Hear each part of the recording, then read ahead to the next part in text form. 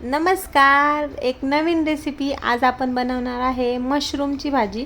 ही भाजी इझी पद्धतीने आणि कुकरमध्ये कशी बनवायची हे मी सांगणार आहे. तर हे मशरूम घेतलेत, 200 ग्रॅम मशरूम असतील आसपास. त्यावर आपलं जे चपाती बनवतो ते गव्हाचं पीठ टाकले आणि मशरूम व्यवस्थित साफ करून घेतलेत.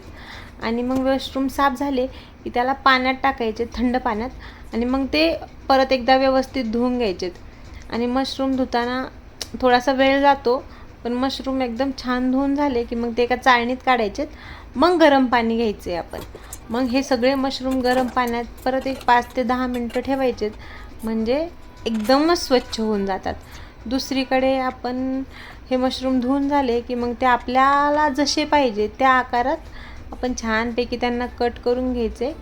आणि मग कट करून झालेल्या मशरूमवर मीठ टाकायची आहे, हळद टाकायचं आहे, आपला चटपट मसाला किंवा चाट मसाला, आमचूर पावडर, लाल तिखट असे मसाले टाकायचे आणि मस्त त्याला मिक्स करून घ्यायचे. आणि 15 ते 20 मिनटं त्याला मॅरिनेट व्हायला ठेवायचे. तोपर्यंत इकडे कुकरमध्ये तेल टाकायचे, जिरं टाकायचे, छोटासा कुकर घ्यायचा आपला नॉर्मल आपण छोटा भाजीला वापरतो तो.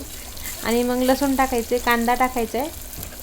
आणि मग त्यानंतर कांदा थोडासा सॉफ्ट होत आला की मग त्यात आपण टोमॅटोही ॲड करणार आहे.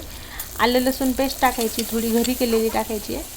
आणि मग थोडंसं मीठ टाकायचं आहे. मीठ टाकून झालं की मिठानं ऑब्वियसली टोमॅटो थोडासा सॉफ्ट होणार आहे. आपल्याला वाटलं सॉफ्ट झाला की एक अर्धा कपाच्या आसपास पाणी टाकायचे आणि कुकरच्या 2 ते 3 शिट्ट्या काढून घ्यायच्यात आणि गॅस बंद करायचं. तोपर्यंत इकडे मॅरिनेट केलेले मशरूम मस्तपैकी कढईत परतायला टाकायचेत. एक बारीक आचेवर परतून द्यायचेत. कांदा टोमॅटो शिजल्यामुळे ते एकदम गरगरीत झाले. त्याला पळीने थोडंसं रगडायचं. पावभाजीच्या स्मॅशरने असेल तरीही रगडलं तरी चालते, पण माझं पळीने झालं सो मी पळीने रगडलं. मग त्याच्यात धनेपूड टाकायची आहे, लाल तिखट टाकायचं आहे, आपला गरम मसाला टाकायचा आहे. तुमच्याकडे जो अवेलेबल असेल तो, म्हणजे माशाचा, एव्हरेस्टचा, सुहानाचा कोणताही टाका. आणि हे अशा प्रकारे एकदम गरगटीत टेक्स्चर आलं की मग त्यात आपण थोडासा आमचूर पावडर ॲड करायची आहे.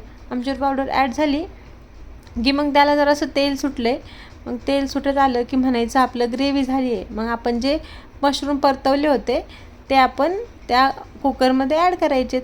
कढईला थोडंसं तेल होतं सो मी ते पाणी ॲड केलं.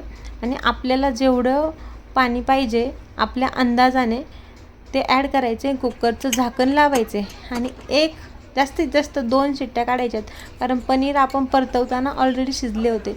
नंतर कसं कोथिंबीर टाकायची आहे आणि खायला घ्यायचे आणि फिनिश करायचं.